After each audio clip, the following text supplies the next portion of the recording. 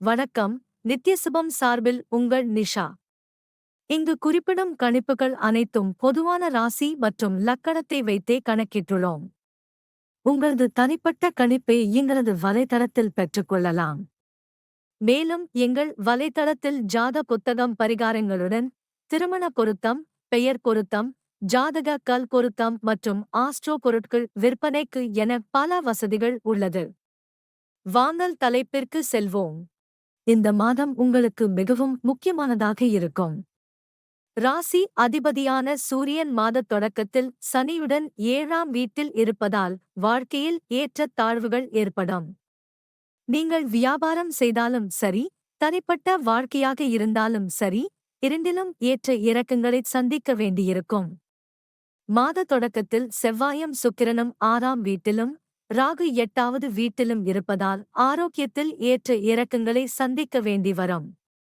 குரு பகவான் உங்களுக்கு அவ்வப்போது நிவாரணம் அளித்தாலும் பிரச்சனைகளை சமாளிக்க உங்கள் தரப்பிலிருந்து முயற்சிகள் எடுக்க வேண்டும். வெளியூர் பயணங்களுக்கு சாதகமாக இருக்கும். இருப்பினும் செலவுகள் மிக அதிகமாக இருக்கும். பரஸ்பர உறவுகளில் ஏற்ற தாழ்வுகளுடன் சில அன்புக்குரியவர்களின் ஆதரவை பெறுவீர்கள். காதல் உறவுகளில் தொடர்ச்சி இருக்கும். அதே சமயம் திருமண வாழ்க்கையில் மன அழுத்தம் ஏற்படும். இந்த மாதம் நீங்கள் கவனமாக இருக்க வேண்டும். மாதத் தொடக்கத்தில் 10ஆம் வீட்டின் அதிபதியான சுக்கிரன் பகவான் உங்களின் 6ஆம் வீட்டில் செவ்வாயுடன் பெயர்ச்சிப்பதால் பணிபுரியும் இடத்தில் கடினமாக உழைக்க தைரியம் உண்டாகும். இதன் மூலம் உங்கள் வேலையில் அதிக முயற்சி மற்றும் கடினமாக உழைப்பீர்கள். 5ஆம் வீட்டின் அதிபதியான குரு பகவான் மாதம் முழுவதும் 9ஆம் வீட்டில் அமர்ந்து 5வது வீட்டை முழு பார்வையுடன் பார்ப்பார் மற்றும் உங்கள் 3வது வீட்டையும் பார்ப்பார். முயற்சிகளை அதிகப்படுத்த வேண்டியிருக்கும். உங்கள் மனம் அறிவை அடையும் நோக்கில் இருக்கும். ஆனால் உங்களுக்கு சோம்பல் உணர்வும் இருக்கும். பலவீனமான பரஸ்பர நல்லிணக்கம் காரணமாக நீங்கள் பல சவால்களை எதிர்கொள்ள வேண்டியிருக்கும். இது குடும்பத்தில் மோதல்களுக்கு வழிவகுக்கும். இருப்பினும் உங்கள் 5ஆம் வீட்டில் குருவின் பார்வை காரணமாக நீங்கள் குழந்தைகள் மற்றும் உடன்பிறந்தவர்களால் மகிழ்ச்சியைப் பெறுவீர்கள். 4ஆம் வீட்டின் அதிபதியான செவ்வாய் மாத தொடக்கத்தில் 6ஆம் வீட்டில் இருப்பதால் சொத்து சம்பந்தமான தகராறுகள் வரலாம். குடும்பத்தில் சில குழப்பங்கள் இருக்கலாம். ஆனால் மாதப் பிற்பகுதியில் இந்த சவால்கள் அனைத்தும் குறைந்து குடும்பத்தில் மகிழ்ச்சியும் அமைதியும் நிலவும். 5ஆம் வீட்டின் அதிபதியான குரு 9ஆம் வீட்டில் இருந்து கொண்டு அங்கிருந்து 5ஆம் வீட்டை பார்ப்பதால் உங்கள் காதல் வாழ்க்கை இனிமையாக இருக்கும். உங்களுக்கும் உங்கள் அன்புக்குரியவருக்கும் இடையிலான ஆண் பெண் உணர்வுடன் உறவும் அதிகரிக்கும் மற்றும் ஒருவருக்கொருவர் நம்பிக்கையும் அதிகரிக்கும்.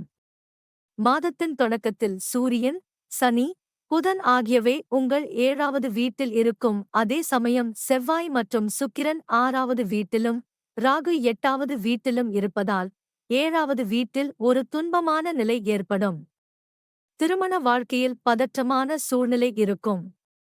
மாதத் தொடக்கத்தில் செவ்வாயும் சுக்கிரனும் 6ஆம் வீட்டிலும் ராகு 8வது வீட்டிலும் அமர்வதால் உங்களின் செலவுகள் அதிகரிக்கும்.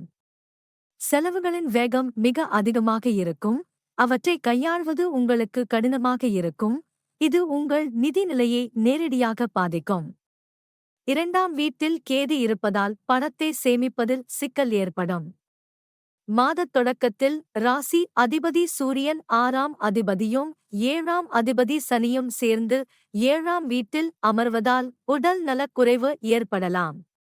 செவ்வாயும் சுக்கிரனுடன் சேர்ந்து உச்ச ராசியில் அமர்ந்து 6ஆம் வீட்டிலும் ராகு 8வது வீட்டிலும் இருப்பதால் உடல் நலக் குறைவை நேரடியாக குறிக்கும் என்பதால் உடல் ஆரோக்கியத்தில் முழு அக்கறையுடன் செயல்படவும். குரு பகவான் உங்கள் ராசியை பார்ப்பதன் மூலம் இந்த எல்லா பிரச்சனைகளிலிருந்தும் உங்களை காப்பாற்ற முயற்சிப்பார். இருப்பினும் உங்கள் ஆரோக்கியம் பலவீனமாக இருக்கக்கூடும் என்பதை நீங்கள் நினைவில் கொள்ள வேண்டும்.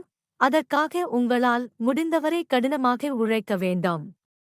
பரிகாரம்: ஞாயிற்றுக்கிழமை சூரிய பகவானுக்கு அர்க்யா அர்ச்சனை செய்ய வேண்டும்.